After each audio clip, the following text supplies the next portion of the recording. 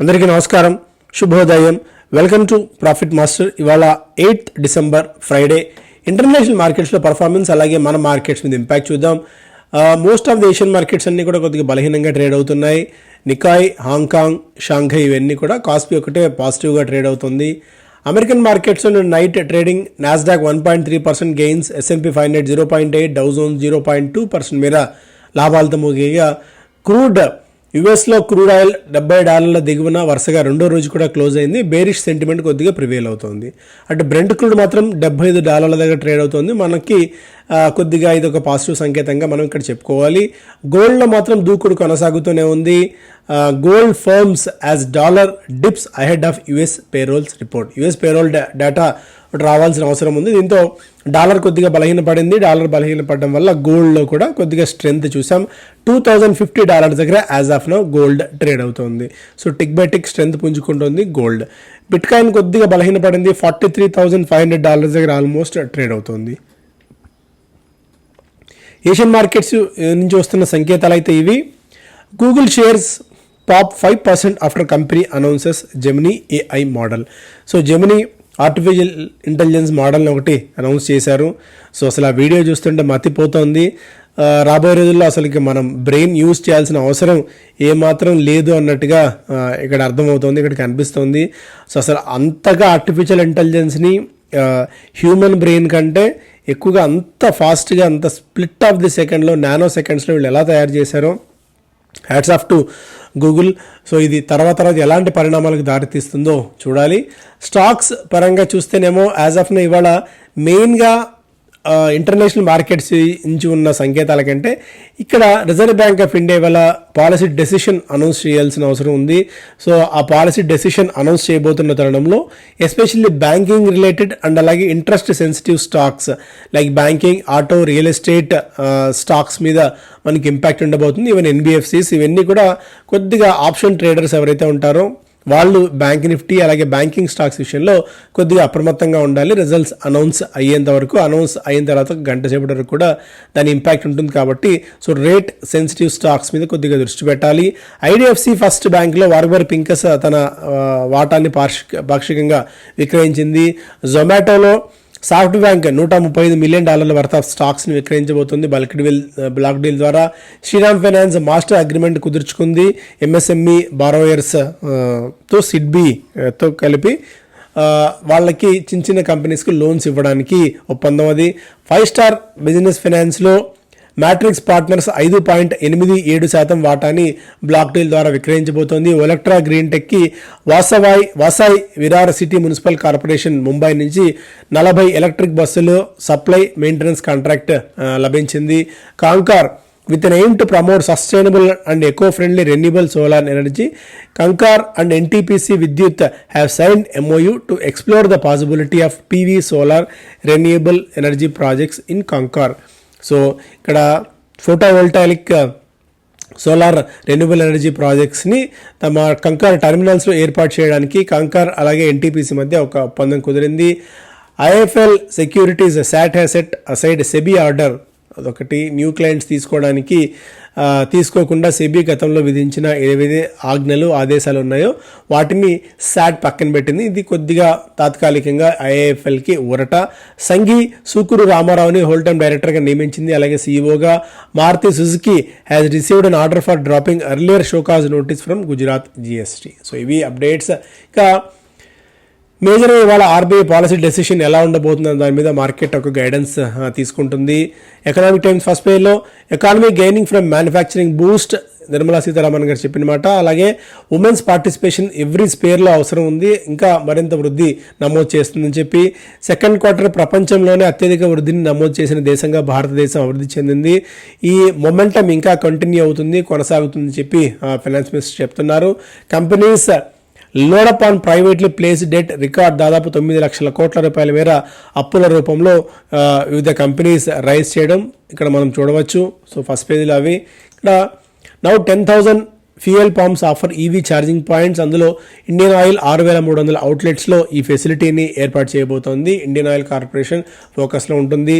TPG, Matrix and Peak to sell up to 8.81% in 5 star. So TPG మ్యాట్రిక్స్తో పాటు మిగిలిన private equity companies ఏవైతే గతంలో ఇన్వెస్ట్ చేశాయో వాళ్ళందరూ కలిసి ఇప్పుడు 8.81% వాటాని అంటే ఆల్మోస్ట్ 1876 crores మేర వర్త్ ఆఫ్ స్టాక్స్ని విక్రయించబోతున్నారు. కొద్దిగా డౌన్ సైడ్ ట్రిగ్గర్ ఉంటే ఏదన్నా ట్రిగ్గర్ ఉంటే 5 Star Finance లాంగ్ టర్మ్ కోసం కొనుగోలు చేసేందుకు అద్భుతమైన స్టాక్ ఇది.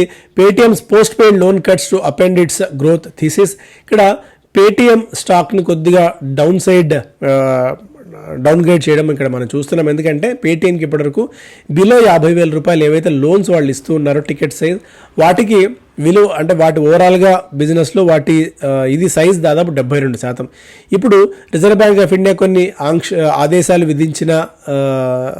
ఆంక్షలు విధించిన తరుణంలో పేటిఎం కూడా ఆ బిలో అంటే చిన్న టికెట్ సైజ్ లోన్స్ ఇవ్వడానికి కొద్దిగా విముఖత చూపిస్తోంది. దీనివల్ల బిజినెస్ తగ్గుతుందేమో అన్న ఒక అంచనాల నేపథ్యంలో స్టాక్ని డౌన్ గ్రేడ్ చేస్తూ 10 to 15% డౌన్ సైడ్ ఇస్తున్నాయి వివిధ బ్రోకింగ్ కంపెనీస్. కాకపోతే చిన్న టికెట్ సైజ్ కాకుండా పెద్ద టికెట్ సైజ్ లోన్స్ మీద దృష్టి పెట్టబోతున్నట్టు పేటిఎం వివరించింది. చూడాలి తర్వాత. There is a new Mr. Bond on Dead Street. LIC steps up buys of top rated NBFCs at corporate papers. So LIC ఒక హీరోయిక్ పాత్ర పోషిస్తుంది. ఇప్పుడు స్టాక్ కూడా దాదాపు 18 నెలల గరిష్ట స్థాయికి చేరడం చూసాం మెల్లిమెల్లిగా ఈ స్టాక్లో కూడా. అయితే ఇప్పుడు బాండ్స్ని కూడా ఎల్ఐసి కొనుగోలు చేస్తుంది. మంచి రేటింగ్ ఉన్న ఎన్బిఎఫ్సిస్ అలాగే కార్పొరేట్ పేపర్స్ని వీళ్ళు ఇక్కడ కొనుగోలు చేస్తూ బాండ్ మార్కెట్లో కూడా వేడి పుట్టిస్తోంది ఎల్ఐసి.